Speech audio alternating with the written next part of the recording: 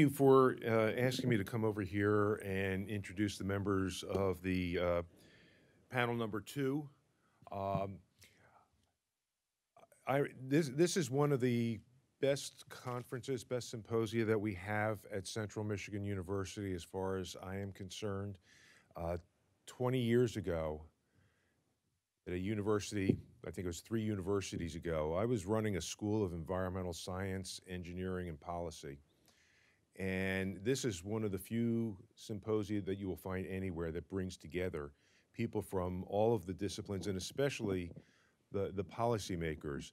And I think it's really important, the words that Dr. Jesuit said at the end about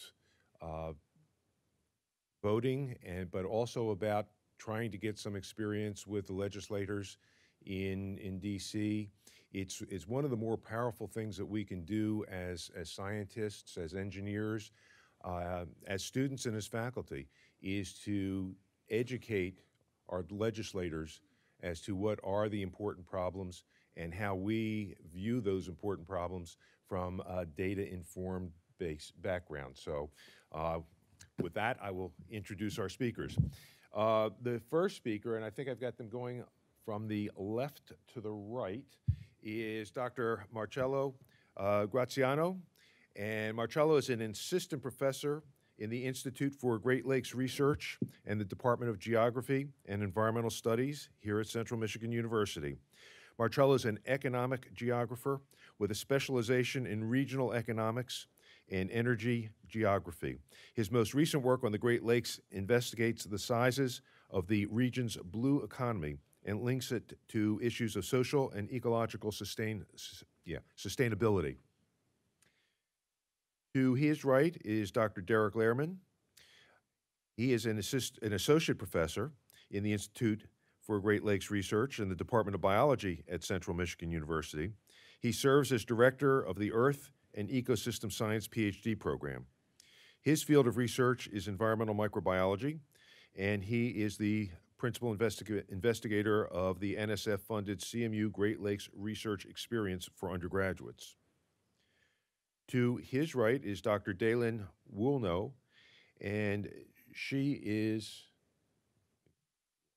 make sure I see, I just want to make sure I see the face over there, is a research assistant professor in the Institute for Great Lakes Research and the Department of Biology, and she has been with CMU for 10 years. Dr. Woolnough has a Bachelor of Science and an MS from the University of Guelph and a Diploma of Marine Geomatics. This is what happens when you become a provost. All the words that you used to say all the time just disappear. Geomatics from the College of Geographic Sciences, and her Ph.D. is from Iowa State University. Daelyn is a malacologist and specializes in the spatial distribution and ecology of our rare mollusks. Daelyn is a member of the Mollusk Specialist Subcommittee for the Government of Canada, is the chair of the Michigan Mollusk Technical Advisory Committee, and was a CMU representative for the Michigan Wildlife Action Plan. To her right is Dr. Tracy Galarowicz. Tracy is a professor in the Institute for Great Lakes Research and chair of the Department of Biology at Central Michigan University. She received her BS from St. Norbert College, her MS from the University of Minnesota Duluth, and her PhD from the University of Illinois at Urbana-Champaign. Her research focuses on the ecology of freshwater fish in the Great Lakes region. Her lab's research involves collaborative efforts with government and non-government agencies, including the Michigan Department of Natural Resources, U.S. Fish and Wildlife, U.S. Geological Survey, and the Nature Conservancy. And at the far right of the table is Maria Molina, and she is a doctoral candidate in CMU's Earth and Ecoscience PhD program. Maria's research focuses on climate variability as it relates to severe convective storms of the United States. She earned her master's degree from Columbia University in climate and her undergraduate degree from Florida State University in meteorology. Maria also has experience in science communication, working more than 8 years as a broadcast meteorologist. And with that, here is our panel, and Don, you are going to moderate. Thank you for that. Okay, I've asked each of the panel members to go through and talk about their expertise in particular. And also, it occurred to me not too long ago, I had a discussion with someone who actually said, you know, at the biological station, you seem to be focusing much more on research and less on education. And that was difficult to hear, simply because the education that goes along with the research that we do is invaluable. We can't replicate what we're doing out in the field while we're in the classroom. So these students are getting an experience like no other. We can talk in the classroom until we're blue in the face, but until we take them out and actually start doing the research, we see things click, and it comes together, and it makes sense.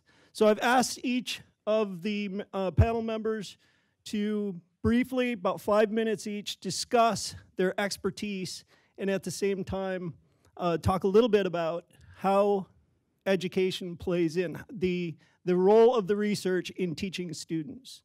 And we're going to start out with Marcello. Okay, thank you, Don. I will control. I have a few slides, and I apologize in advance for that. I know PowerPoint is not the best and most loved Microsoft application, especially by students. But okay, so yes, I am a geographer and an economist. I'm kind of both. To give you just a brief brush of what I've been doing since joining CMU in the last 12 months, actually, so a short period than that. I've been lucky enough to work on two different yet parallel projects, and one of them was working on the blue economy. And working on understanding what is the blue economy. Is this just fishing, water transportation? There were some good questions before about that, about shipping, tourism, and harbor operations as defined by NOAA. Or it's maybe something more, and how are we doing if it's something more in terms of the Great Lakes? Are we ready? Are we competitive? Should we invest in it? And I'm going to talk about it a little more later in relation to skill development. The other project that just came to completion in its phase 2, that myself and Dr. Matt Leash from the Department of Geography assisted on, our good colleagues at University of Michigan, looked instead at the economic impacts of the Great Lakes Restoration Initiative. And the report, the final report of the entire project just came out. The researchers down at University of Michigan, with our support, they found out that for every dollar spent on GLRI, we have $3.35 of additional economic output throughout 2036, which is pretty good, especially because when you actually take the whole economic activity and you divide it by the cost. If you take the entire cost of GLRI, $1.7 billion, scrap a few $100 million for bureaucratic expenses, you get it. Each job created costed about $56,000. The Foxconn deal in Wisconsin costed $250,000 per job. Do the math. So cleaning up works, and that's the kind of things I do, among others. I try to play with maps and money and try to make sense of our policies and our economic initiatives in the region. In terms of training, the next generation, I say we trained 3 profiles of students. First profile are scientists. Not all students that I work with or I teach to want to become physical social scientists. Some want to become artists, some want to become artisans or something else. But those who want to become scientists, we want them to have the skills to be in a very dynamic and changing world. And to think outside of the box and actually to create new boxes, if it makes sense. We have them working, at the moment in particular, I'm working with students, graduate students in our Master in GS program to understand how to improve the power grid reliability in New England. And that's a real world project. We're working with Eversource Energy out there. We're also working, I will be working soon, start working soon more in depth on trying to, and that's the other image, the $1 with the river, what are the contributions of clean water, and what is the contribution of the blue economy. What do we mean by blue economy? How do we account for that? What are the implications for environmental sustainability and so forth? And the second kind of students that I like working with, and I think comes to CMU, are those who are going to be citizens. As I said before, some students, some of you will not want to be physical scientists, they don't want to be social scientists, they want to be artisans, they want to be something else. But you are going to be citizens, if not of the United States, of this world eventually. So I want you to work out, to be trained in understanding complexities. Economics, geography, social sciences are extremely complex. In a sense, they're more complex than physical sciences because we make our own laws and we break them and we can make new ones. We're not constrained by physics laws. We make new ones every day. Problems are complex and they can be always tackled and presented in different ways. I'll give you an example. GLRI, $300 million a year. That's great. If I don't know if the president will sign the new Water America Infrastructure Act, will go up the amount a little bit, maybe. I always say, you know, show the camel, bring the money, I show you the camel. So we'll see if the money will come through. But so far, we have heard every year I've been here, GLRI has been reauthorized for 300 million. We saved GLRI. Yeah, except we have inflation. So the original amount of $300 million that we saw in 2011, it's actually buying fewer services, fewer cleanup, less cleanup in the Great Lakes. So, you know, I would like to prepare students to understand that and call their representatives and say, well, it's not true. That's not true. We need to actually increase the amount. That's actually the amount that was authorized last year, $298 million. In 2011, last year should have been, or this year should have been $331 million if you wanted to buy the same amount of money. That's a fraction of what, by the way, was foresaw by the Brookings Institute in 2010, which foresaw at least $30 billion to clean up the Great Lakes at that time. And finally, I would like to have leaders. So we've seen politicians, we've seen people working in Congress today. I like to think that we're training the next generation of political leaders, business leaders, technology leaders in this country. And they have to think about their visions. What do they want? There are various ways in which we can tackle climate change. To the extreme, we could say, well, climate change is a problem. We get rid of 5 billion people around the world, problem solved. It's an hyperbole, of course. I'm not claiming we should do that, but that's a stance. You can tackle the problem that way. You can look at aquaculture and think the little salmon and all the problems associated with dischargers and so forth. Or you can think aquaculture as bioremediation. How do we link it with our chemical industry? How do we make liquid fertilizer and solid fertilizer? How do we build an Ag Star program that uses sludge from the cleanup areas that are being cleaned up through our seaweed and our algae in the Great Lakes? How do we establish that industry here? What do we see in the blue economy? This is an image from the European Union's far more advanced definition, biotechnologies, the next generation of biopharmaceuticals. All these things have to be envisioned and understood and become part of the lexicon of people. Because otherwise one thinks, aquaculture, a little fisherman with a little tank and pollution. It's not just that. It's more than that. We can do far more than that. We can link it in structures and frameworks that work. And I've been working in other countries. And I don't think in Michigan we're dumber than other countries. And that's about that. That will be. Okay, thank you, Marcello. And now we're going to move to Derrick Learman. All right. Excuse me. Thank you, Don, for the invitation to come here. Thanks for everyone in the audience for sticking around for this panel. Appreciate the time to share a little bit about my experiences and how we try to engage students. My background is in environmental microbiology. Hopefully, people are aware of that, how microbiology plays a role in your everyday life. A lot of people think of disease in the Great Lakes. It's also something very important as well. Maybe it's pathogens in water bodies, closing beaches. Maybe it's harmful algal blooms. All of this involves an understanding of microbiology. The type of work that I do in my lab here at CMU is fundamental research. And so I'm not out there trying to understand, is this beach needing to be closed? But we need to do that fundamental research to understand how we can track those, right? Not all E. coli is bad or pathogenic. What's really triggering algal blooms? Are they all harmful? When do they produce those toxins? is certainly has applied science kind of in the future, but it starts with a fundamental understanding of these systems. And so that's the type of work we do in the lab, mainly trying to understand how organisms are able to play a role in bioremediation. A classic example of well-known bioremediation are septic fields, right?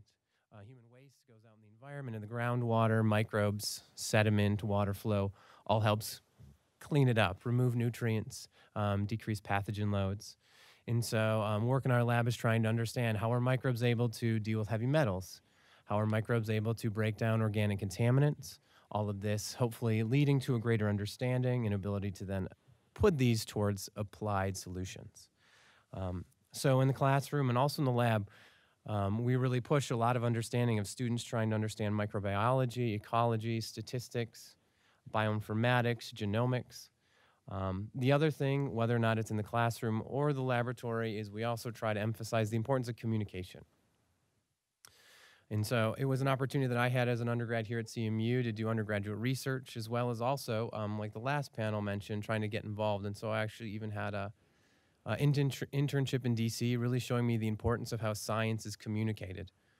And so in the classroom and in the laboratory with students, that's one thing that I think you'll hear probably from this panel a lot today, hopefully, is the fact that that's what we really encourage. We need students to get out there to understand, as Marcello just said, not everyone is going to be a scientist, but you are a consumer of science because you live.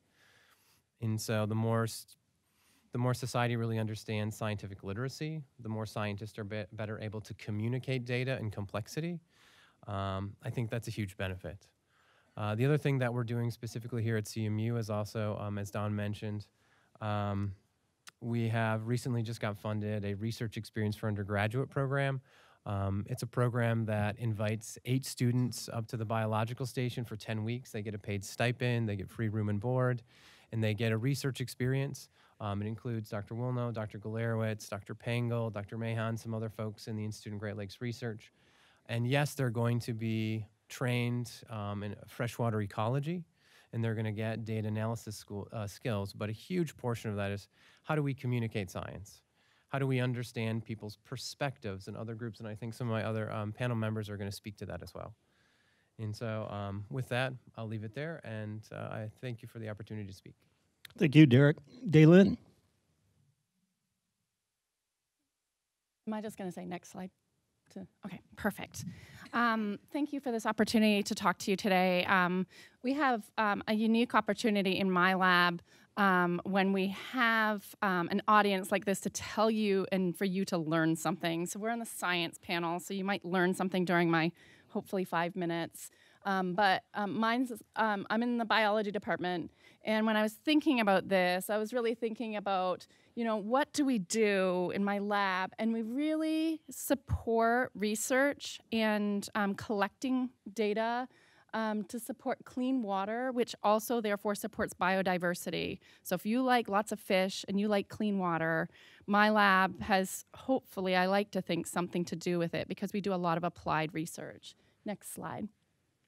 We study clams, and here's a little bit of the science just to let you know where we're coming from because it's very unique.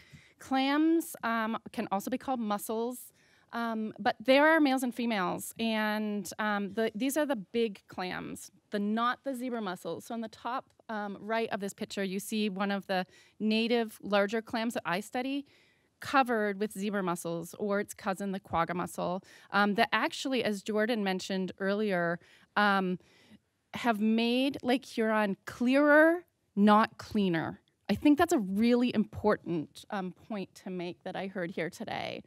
Anyways, the larval stage of the mussel, the native clam that are in our rivers and our lakes, attaches on and takes a hitchhike on the fish for part of its life cycle. During that time, the river is moving, or the host is moving around the stream and river, and then they drop off as juveniles. This is what my lab studies. Not many people in the world study this, but it's really important to the Great Lakes, and I'll tell you why. Next slide. We do surveys in my lab. There's some pictures here of my students with their heads in the water of the Kalamazoo, and when they pop up on the bottom right, their bags are full of mussels, clams. And so my students are collecting this really unique skill set that's necessary to understand what's at the bottom of our rivers, because there are a lot of clams and mussels at the bottom of the rivers. We have over 300 species in North America and already over 45 here in Michigan. So this is really relevant, and I'm going to explain why in a few more slides, but these skill sets are relevant because our students are obtaining these really unique and novel skill sets that are actually necessary for a fisheries ecologist to get a job at the DNR, U.S. Fish and Wildlife Service, USGS. All of these places, the mussels are becoming a little bit high on their radar. We do a lot of outreach because it's really unknown. They're on the bottom of the river. We don't see them. We think they don't move. They move. There's a whole variety of things that we're learning about. And the researchers at the federal level are coming to us for policy. So they're calling me, emailing me, and my students getting involved with their thesis research about how do we make policy based on our clean waters. Next slide. Oh, I failed to mention, but the last slide had a picture of like scuba divers. So we go snorkeling, we go scuba diving, and we do that scuba diving with some of these state divers, and my lab is on the bottom left there, and we were scuba diving in the Grand River. Next slide. There we go. So I think Congressman Kildee might not be here anymore, but maybe someone from him are. So I put a slide of this is a diversity of Shiawassee River mussels, Flint River, Shiawassee, Tittabawassee in his region, his district, all have lots of freshwater mussels in them. And this on the right-hand side are two of my students who have found a federally endangered mussel. So we have some super rare and endangered species here in Michigan as well that we don't find anywhere else reproducing at the levels we do here in Michigan. Next slide. So one of the things I wanted to point out is that we do some basic science. So my lab, we like to think we're more comfortable in scuba gear, snorkeling, and waders, but we're actually here in the Biosciences building has this amazing vivarium where we are able to have controlled experiments where we actually make mussels. We're interested in how they use their host fish. So we have largemouth bass and some other host fish in the vivarium here at CMU. We look at how they're filtering. And it's really important to understand that these mussels filter our water. And that's what makes our Great Lakes great, is that they are clean and not necessarily just clear. And my lab is also dealing with a lot of chemicals. This comes up when we talk about PFAS, as the congressman did. But you have to recognize that is one chemical that people are talking about right now. There will be a next chemical. There are tens of thousands of chemicals in our water, and many of them we don't know anything about because we have enough funding to look at one at a time. My lab's actually looking at mixtures of chemicals right now, agricultural mixtures and urban mixtures. Next slide. So why do we care about mussels, which we could also call clams? Mussels filter, and they filter lots of water. One of my graduate students just learned that if we have just a few mussels or a lower diversity, they filter less water than more mussels altogether, even with the sum of those mussels together. So groups of mussels and diverse mussels are actually cleaning your water better than just single mussels. They also live a very, very long time. So our mussels can live up to 70 to 100 years old. They have lines on them, growth lines, like those otoliths that someone mentioned earlier on. The growth lines will tell how old they are. And our mussels actually are filtering water for their whole entire life. Next slide. This is a little bit of a data slide, but it's another reason why we want to care about freshwater mussels. We have shown in my lab and other labs, but specifically some of these new data are just this past week, actually, one of my graduate students gave me this slide. And they are bioaccumulating more than other organisms, which means they're taking in chemicals into their tissues more than fish. And if there's a level in the water, they're taking that out of the water and they're holding it in their tissues. So you don't necessarily want these chemicals like DEET, a mosquito repellent, in your water. It's better if it's down in the bottom with the mussels. And so here, the water is down on the bottom part of this graph, and you can see there, you can hardly even see the bars. The two long green lines are actually female mussels on the bottom, long green line, and the very long one is male mussels. And they're actually taking on DEET into their tissues more than any other organism, with the bass, largemouth bass, being on the top part of that graph, the very top part of that graph. So these are important creatures to take care of. Next slide. So another reason we care about these waters, a lot of times when we introduce the Institute for Great Lakes Research, we talk about our shoreline and how much shoreline we have of the Great Lakes. And there's been a couple of mentions of rivers and streams. We actually have greater than 120,000 river miles within the Great Lakes of rivers, inland rivers. And so this is a natural method to look at our mussels and to keep our water clean that doesn't cost money. We just need to keep them there. Next slide. And so I just like to end with this. I sometimes think it's kind of like a box of chocolates when we're looking for mussels, because this river here is the Kalamazoo, and underneath that water are hundreds of thousands of mussels, but no one knows about them. And so when, like Forrest Gump says, like life is a box of chocolates, you never know what you're going to get. When we go in the river, we never necessarily know what we're going to get. And we really just love doing our science. And our students are being employed in this science, which makes them very happy to do something that they're passionate about. They're working for the DNR, U.S. Fish and Wildlife Service, USGS, and NGOs. But I go kind of by this mantra that freshwater mussels, if they're there, you have clean water, and you also have healthy people when you have clean water. So that's really important. And training and research are kind of the keys to keeping our mussels and understanding our mussels in the Great Lakes. Thank you. Okay, thank you, Daelyn. Let's turn it over to Tracy, please. Okay, so going to take a slightly different approach and talk about projects and partners that we've had. And I'm just two warnings, starting with Beaver Island, and I'm going to end with Beaver Island. And there's lots of pictures of people holding fish. So that is what I do. I'm a fisheries ecologist.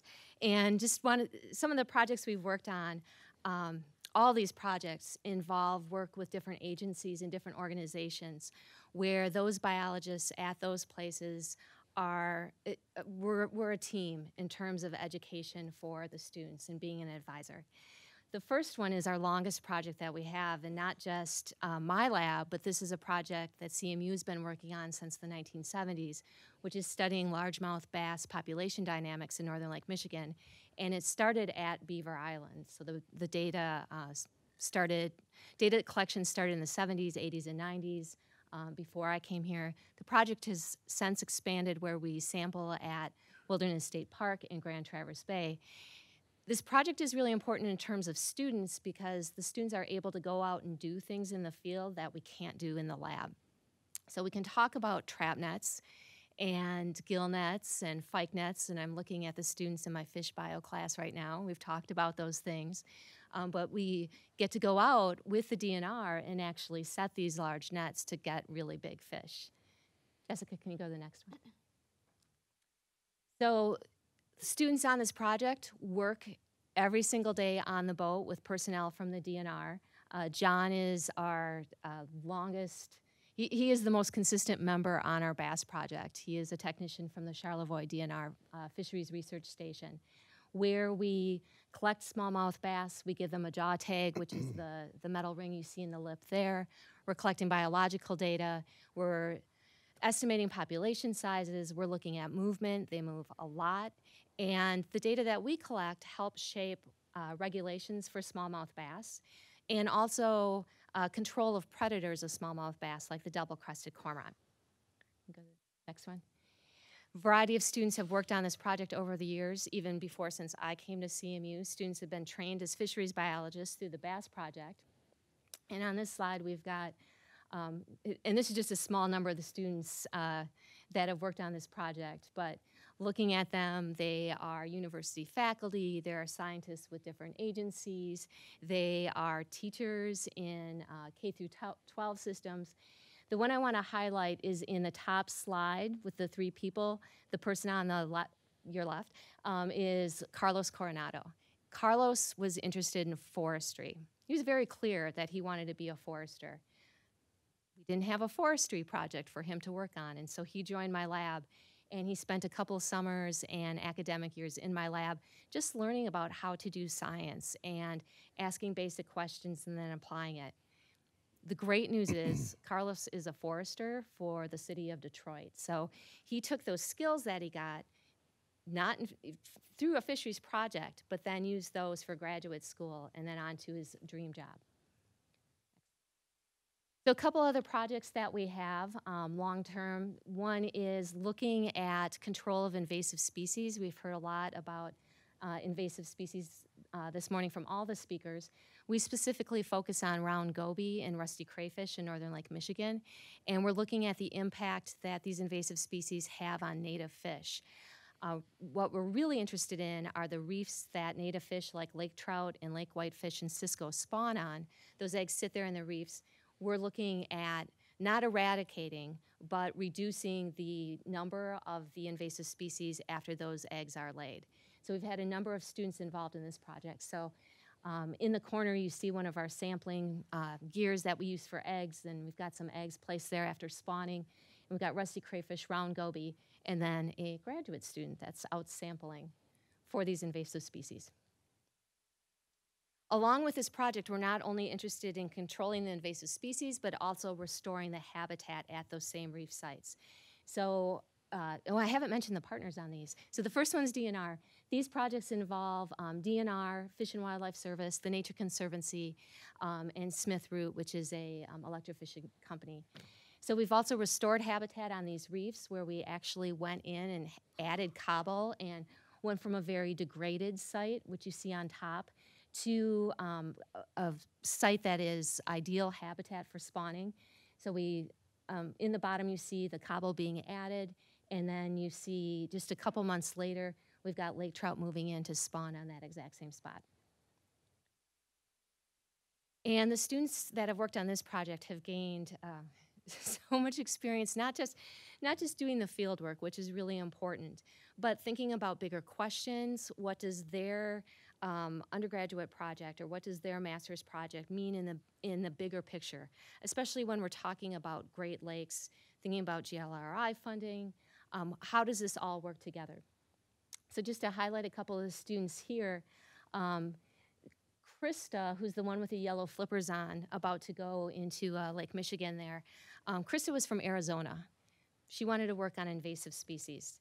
She showed up for her interview in March with a denim jacket because that was the warmest jacket she had. And before she came, she asked me, is it okay? I've never been on a boat. I said, no, this is not a problem at all. She worked closely with the DNR. She came in the summer. By November, she was driving the DNR boat on Lake Michigan in November and scuba diving in December. So all these skills that she was able to get in a really short time came to be because of her work with the DNR and just being up there all the time out in the field with them. I also think on this project, the students got a sense of what it takes to pull off a really big project. If you had asked me when we first started talking about restoring a reef in the Great Lakes, I didn't think it was going to happen. Just the paperwork and the permits and the money that's needed to do it. But the students were able to be involved in all of those steps and actually get to see that rock dumped into the lake and the fish come back to it. Okay, and then quickly, just a couple other projects that we've been involved with that students have really gained experience from. One is the construction of the rock ramp in Frankenmuth. So if you were in Frankenmuth 5 years or more ago, there was a dam right in downtown Frankenmuth. That dam's been replaced with a rock ramp to allow passage of walleye and white suckers and other migratory fish up. We were involved with Fish and Wildlife Service in Michigan State in evaluation pre and post of that rock ramp, and also the rock ramp that was placed in Chesaning too. So again, students getting field experience. The students in the bottom here are picking eggs off the sampling gear. It's just furnace filter that we sit in the bottom of the river, but we have to go out and we're looking for evidence that the fish are spawning there. to electrofishing. And the two students that are on the front of this electrofishing boat on the dam in Frankenmuth, no kidding, they went out one day with the Fish and Wildlife Service, and someone from the Fish and Wildlife Service called me the next week and said, I want their contact information. We have internships available. I want to hire them. Purely based on their work ethic. And so I think, you know, we talk about experience with the gear and all this, but seeing the hard work that it takes to be a biologist and follow through on these projects is invaluable to these students. We are also involved with a Cisco Rehabilitation project. The student in the photo is Gary Mashad, who is a graduate student and worked closely with the Little Traverse Bay Band of Odawa Indians. And we also are working on an evaluation of different strains of Cisco in the vivarium. This project, in terms of that collaboration with a tribal government, is really invaluable in understanding the complexities that there are in fisheries management, especially Great Lakes work. So we tend to focus on DNR and the state or maybe federal agencies, but we also have to recognize that the importance of the tribal governments and their management of the natural resources too. And so I think that's something students gain here at CMU. The evaluation of the different strains we did right here in the vivarium. So this was a great chance for students to get involved, and I'm looking at Nate and I'm looking at Devin, who are two of the students that were in the lab multiple times every single day this past winter and spring, feeding these fish from eggs to about 6 inches. And then Marcello talked about the economic value of projects that are being done in the Great Lakes region. And Dana Castle is a student that received funding from USGS to evaluate fishing and the response of anglers to restoration efforts that have been made in the St. Clair and Detroit River system. This project, I mean, one of the benefits, I think, with working with agencies is there's funding for our students. Don't think we can ignore that, right? They get research assistantships or summer jobs, which is really great. But Dana was directly working with USGS and Michigan DNR and Fish and Wildlife Service, who all have invested interest in what's going on there. Is the restoration that's being put into this corridor paying off in terms of not just are the fish doing well, but are people actually fishing for them? And then I think there's one more slide. So I wanted to finish with this. I said I was going to finish with Beaver Island. This is a group from the reef project that I talked about. There were 16 of us that spent 2 weeks on Beaver Island doing some preliminary experiments on some invasive species control technology. This is on the Steelhead, which is the DNR research vessel out of Charlevoix. The group is students, technicians, DNR, Nature Conservancy, CMU, all of us out there. Those skills of being out in the field and learning how to use a trap net or learning how to age a walleye in the lab are really great. I think the skills that you get when you see different people coming together with different objectives to answer a research question are even more important. Those 2 weeks were intense.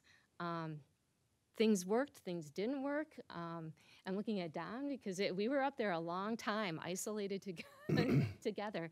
And I think that was just a really important experience for the students to see those decisions that have to be made among different groups.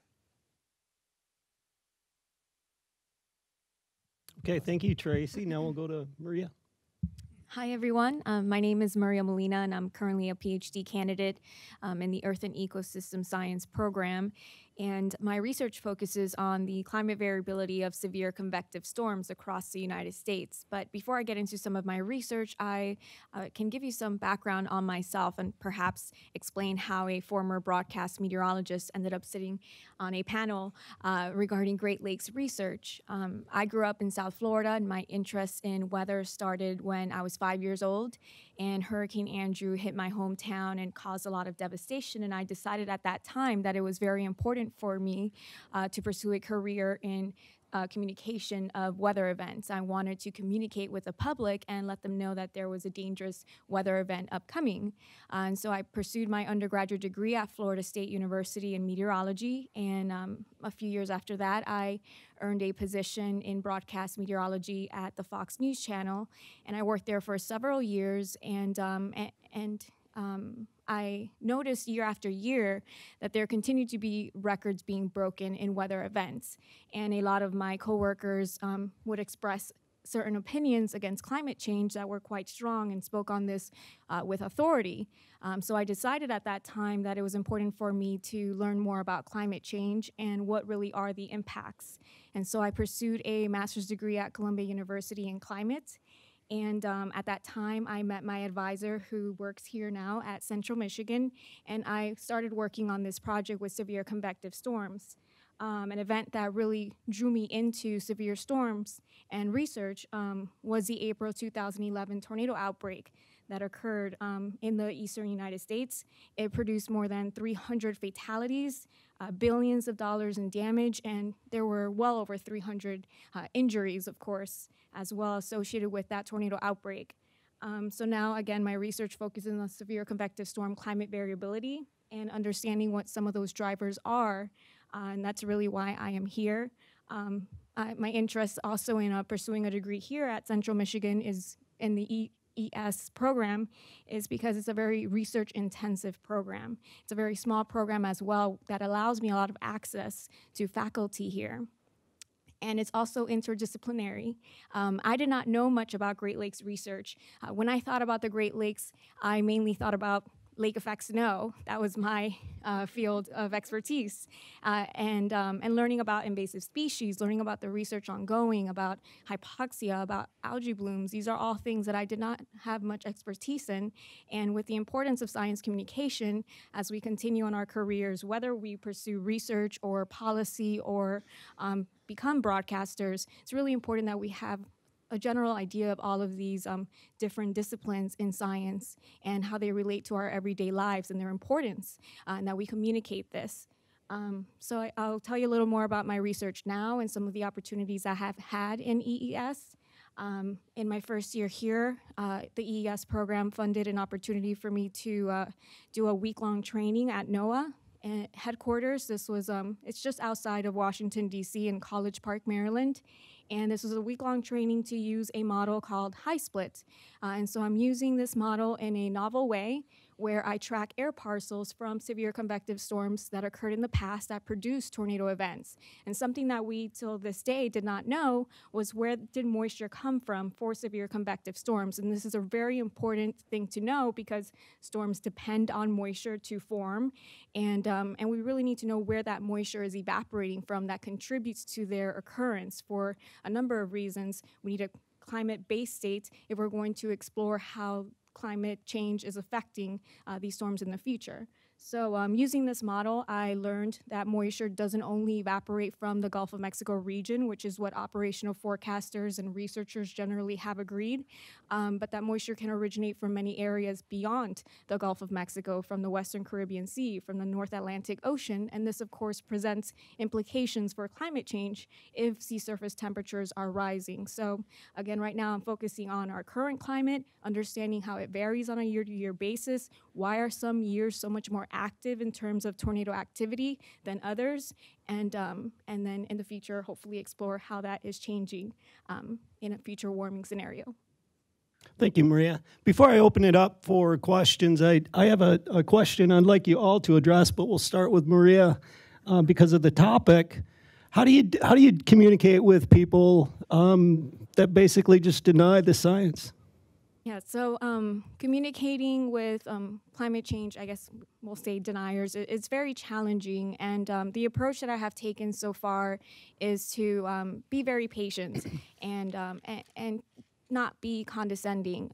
Understand that people have their own experiences, their own life experiences, and their own observations that they have made in, let's say, in their own region that they grew up in. They remember past winter events, past summer events, and try to communicate with them in a way that perhaps has them come to their own conclusions using basic science. For instance, I went to a panel recently where we were discussing climate change communication and pointing out scientific facts that we know. Like, for instance, we know that greenhouse gases being released in the atmosphere generate warming. So what do you think would happen if there are more greenhouse gases? So kind of approaching it from that angle where we're having more of a discussion rather than me saying, I am the climate expert, I study this, I know, and I'm telling you what it is. So taking more of that approach of making it a conversation and being patient and again, understanding that people have their own life experiences that they draw on. Thank you. Tracy. I think in terms of fisheries management, one thing that we stress to the students is that fisheries management is just not the science. So we have the data, and we share it, and we try to communicate it through, you know, and if you got a fishing club and you want us to come, we will. We're happy to do that, but we work closely with other biologists that go to those meetings more regularly. Management is that's just part of it. It's also, you know, what anglers want and how that's prioritized. It's politics, it's money. We bring in a lot of speakers to our fisheries biology class from all different agencies, and they're pretty straight up about that too. So we have the science, and that informs regulations, or it informs the decisions, but it's not necessarily the only factor that would go into those decisions.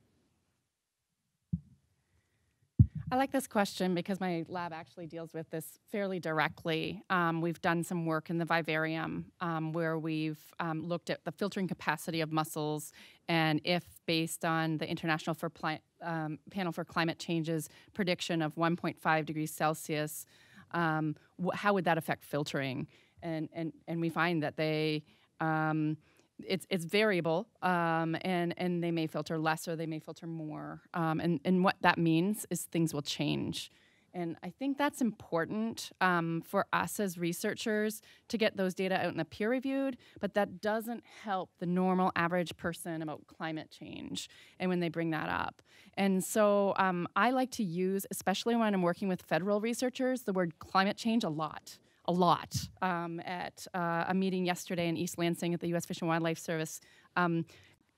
Federal researchers at this point in time, these fantastic researchers, are really limited in the ability for them to publish climate change research. They've actually changed this to climate resiliency. It's climate change. It's long-term changes in weather patterns. And so these weather patterns are important. And the way I talk to my students and our student researchers in our lab is these events are happening more often, which is exactly what Maria's considering. But to tell somebody locally that, like, you just have to think last year when it flooded. That's an extreme event, and those are going to be happening more and more. That's why engineers are putting more money into infrastructure, because of the ability for our infrastructure to even withstand these events. So it's knowledge, it's data, and getting the data out there, but trying to talk to people articulately about those data that we know best, I think, is important as well. I think when I speak to people, I try to encourage students this as well when talking to others. Is like Maria said, it's not really us and them, it's just us. We all live here. And so we have to talk to them on a level at which it's not condescending. We have to be very polite. And I think asking questions, like asking them, why do they think something is happening? Trying to find out where some of their information is, I think is always important, because a lot of times maybe it is personal background, maybe it's experiences. And it also brings up the idea of getting into complexity, which is something this panel has talked about, because science is pretty complex. And so a scientist should really want to try to get that information out to the general public. Like, well, yes, there is complexity to science, but we still have a general trend that's telling us something. And it's not that we can't understand that climate is changing, and it's changing, right? There's a lot of complexity that goes with it. And so I think communication, understanding people's perspective, talking to them politely is a key thing. So I have a slightly different perspective, simply because in most cases when when I'm asked to model the economic impact of something, or the perception of people, it's usually whether it's the federal government or a Fortune 500 company, they are interested in the question, in answering the question. But being an economist, that makes me evil by default. Because economists, we do have souls. We put them in a vault in a bank. We don't use it. So we don't consume it. So actually, I would answer your question with a counter question: why do you care? And that's what I always tell my students: why do you care?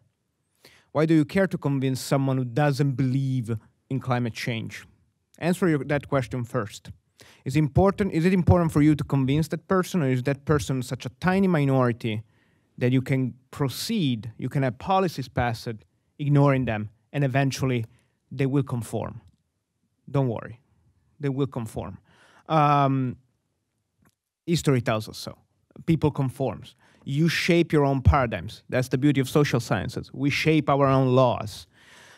We can convince people of begging for something that hurt them, for example.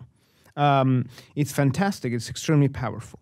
Then if you answer that question and say, okay, no, I do care, I need to convince them, we need to understand where the other person stands. Do they really don't believe in climate change, for example? Or it's about the fact that they think they're not going to be hurt? We know Exxon knew about the effects of CO2 since the 60s. My feeling is that the C-suite, that the many people that were in the C-suite in Exxon since the 60s, 70s, probably is not that they didn't believe that science. They were trained engineers and scientists for the most part. They thought, we're going to keep making profits. We're not going to get hurt. Our children are not going to get hurt because we are resilient. We have the money to cope with that climate change. There are going to be disasters. They're not going to touch us. They're going to touch you. But you're not me. I don't care. So in that case, you shape your message in a different way. In general, what I found is that if you communicate, and it's not in class, not in students, but if I have to tell my students how to communicate messages and ideas, in many cases, you end up thinking that it's not about knowledge and education and data. It's about simple propaganda approaches and techniques. Marketing, better word, less loaded, if you will. But that's what comes up too, because that's how it works. Sometimes you don't have the time to get into the complexities. Sometimes it's just about the packaging. Package climate change in terms of availability of some fishing products, seafood access, and so forth, entertainment. That's how I have to package it with. And that's important.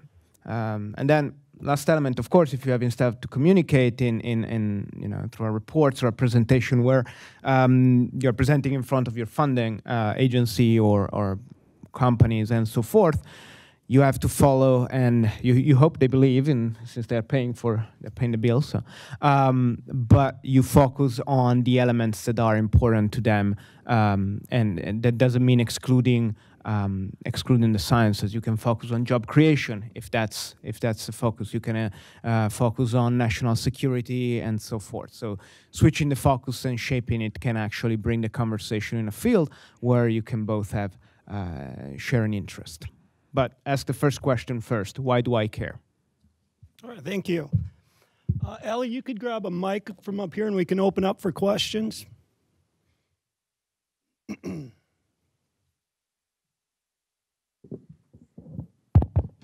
Are there any questions?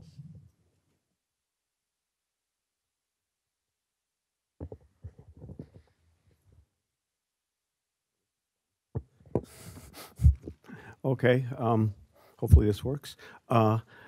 There in Mount Pleasant, we have the Chippewa River.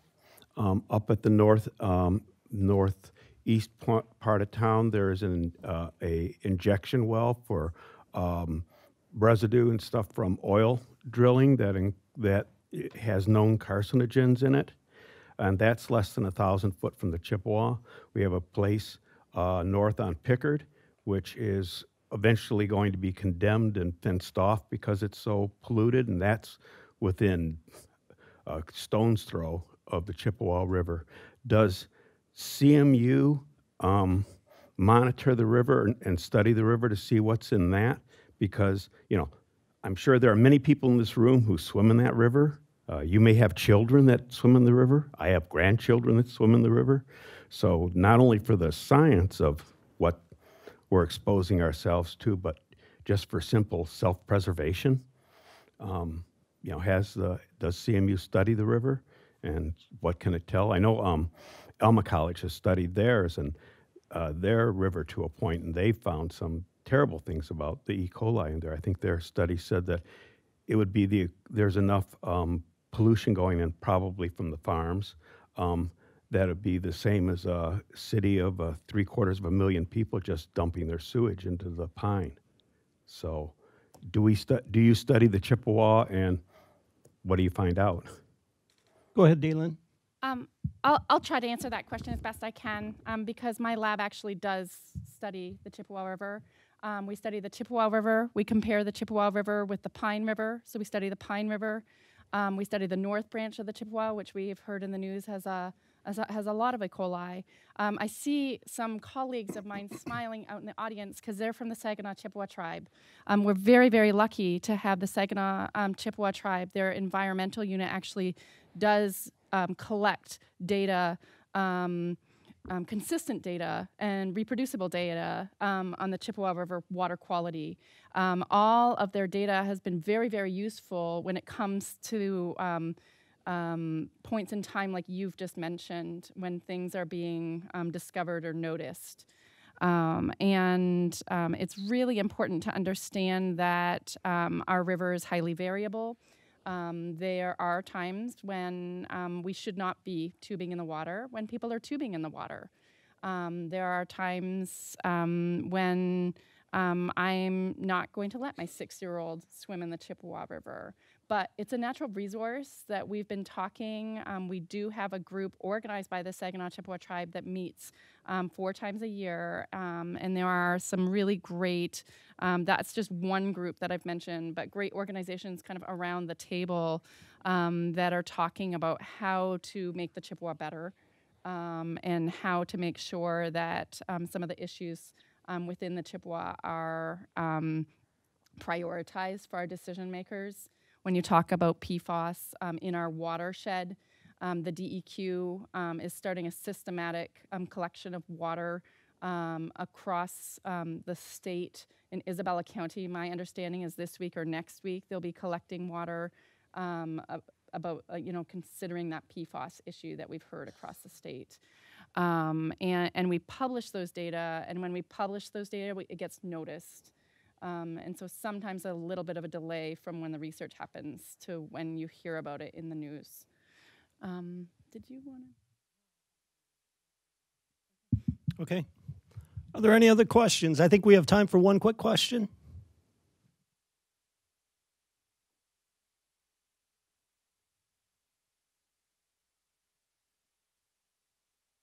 Okay, then I have one. So, Deric, you talk about an NSF program focused on undergraduates doing research, and I'd like you all to quickly address why. Why would we want to do science with undergrads? Or maybe we don't. You tell me. I think, I don't know if you want all us to talk about it, but I can at least address it. Yeah. Number one, it's a great experience to even learn what you do and don't like. That is something that was brought up by the panel before, talking about even doing a legislative internship, right? You might think it's interesting, you go do it, and you find out you don't like it. So when you're trying to find a career, it's a really tough time as you're getting into that junior year and your senior year starting to sweat a little bit about what am I going to do. Undergraduate research, number one, is a great way to try to understand like what are some potential careers, because your advisors, your research advisors would know some of those, could give you some advice. It also gives you some just great overall skills relative to critical thinking and writing. And those are skills that translate to any job that you do, whether or not it's science or business. And so... Okay, 30 seconds from each of you. I just wrote down that, my academic background was very large universities. And when I first came here 10 years ago, honestly, the thought was to move on to a larger university. The power of undergraduate students is immense. We were lucky enough to get a non-government grant of $500,000 for my lab for the next 3 years, working in the Kalamazoo River. 14 students worked full-time in my lab this past summer. We sampled 162 sites in the Kalamazoo River. That is power of undergraduate and graduate student researchers. The other thing is that I learn from them. I love to learn from them. I like to not, I think sometimes when you go into other organizations, there's a hierarchy of where you're learning from and who's above you. I'm looking at Dr. Gout like, we're still on the same level somehow. Hopefully you learn from us today and we learn from you all the time. But I learn from my undergrads all the time. One thing I forgot to mention, I kind of have a bet with my students right now that we could get more Instagram and Twitter followers today. So I don't know if you noticed, but Mussel Lab CMU is our Twitter and Instagram. And I think that talking about the ways to communicate, these are different ways to communicate. Our students are not necessarily emailing you or learning from their emails. But man, if you throw something on Instagram, it's powerful. And so our students are going away with different, newer skill sets. I like to think that I provide my students with kind of like the Instagram, Twitter version of like mussel research. So, like the new information that we're providing about the Great Lakes and water comes from our students. Our graduate students could not do their work without the undergrads. If you go to a larger university, you have postdocs and graduate students, and your undergraduate students are not doing as much research. So CMU is pretty powerful that way, especially within the Institute for Great Lakes Research. That was not 30 seconds. Sorry. It was 45, I think. Follow Daelyn's lab on Twitter. Her students do a great job. Yes, they have like Mussel Monday and Mollusk Monday. Yes, sorry. Fieldwork Friday, right? Okay. Yeah, I know. I think Deric and Daelyn did a great job, and what Daelyn said about us learning from the students, I think the undergrads aren't bound maybe by our experiences and what we've already tried in the lab, and so they're willing to try new things and come up with more creative ideas. I think, so this is totally benefit to me, not to the students. I think they push me more too, like and again, looking at, Devin and Brennan, who are like, what about this? What are we going to do? How about this? And I think that's great, and it just makes us think in a different way. I'm going to sneak in here because since Daelyn called me out, I started as an undergraduate researcher a long time ago at Temple University as I was trying to figure out what I wanted to do as I grew up. And I worked in a laboratory that was working with cockroaches, and I decided that was not where I wanted to go. I also worked and had the person who mentored me as an undergraduate was Dr. Barbara Brownstein, who was a microbiologist, and I ended up, because of her influence, going into microbiology. And interestingly, she also became a provost later at Temple University, and I think that was one of the reasons that I ended up being a provost. And when I was a faculty member and I had laboratories, I always had undergraduates and graduate students in the laboratory, and that interaction is spectacular. And the interaction was not only the scientific interaction, which was great, but also the cultural interaction, because at one time I remember having a conversation around the time of the winter solstice, and I had 5 students and myself, and none of us were of the same religion. And so that other part of the learning about each other became very important.